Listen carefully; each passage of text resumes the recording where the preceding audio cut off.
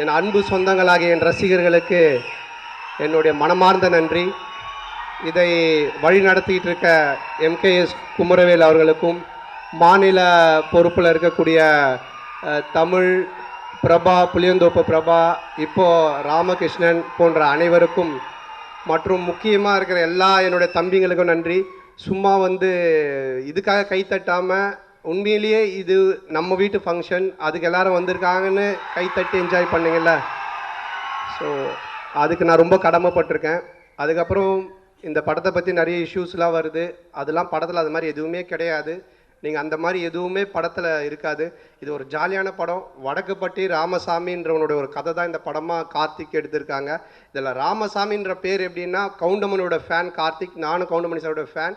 டிக்கி லோனான்றது அவரோட டைலாக்கு, கவுண்டமணி சாரோட டைலாக் தான் அடுத்த படம் நான் ஆரியம் பண்ணுறது ரிஜிஸ்டர் பண்ணி வச்சுருக்கான் கார்த்திக். ஸோ இந்த மாதிரி அவனுடைய ஒரு ட்ரெண்ட் அது. அந்த வடக்குப்பட்டி ராமசாமி நடக்கிற ஒரு கதை மட்டும்தான் இந்த படம்.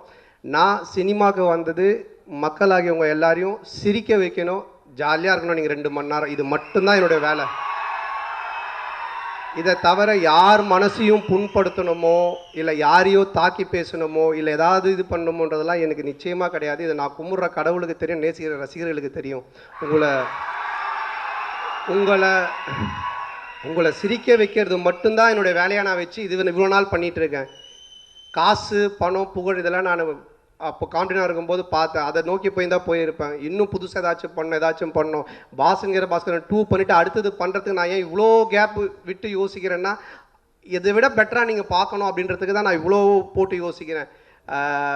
எல்லா டைமும் நீங்கள் சிரிக்கணும், இது சிரிப்பாங்களா, இந்த சீன் சிரிப்பாங்களா, இது பண்ணுவாங்களா, அதான் சொல்கிறேன்ல, நேற்று நைட்டு இன்றைக்கி காலையில் இந்த ப்ரோக்ராம் வரைக்கும் வரவங்க சிரிக்கணும், சந்தோஷமாக இருக்கணுன்றதை மட்டுமே தான் யோசிச்சுட்டு இருக்கேன்.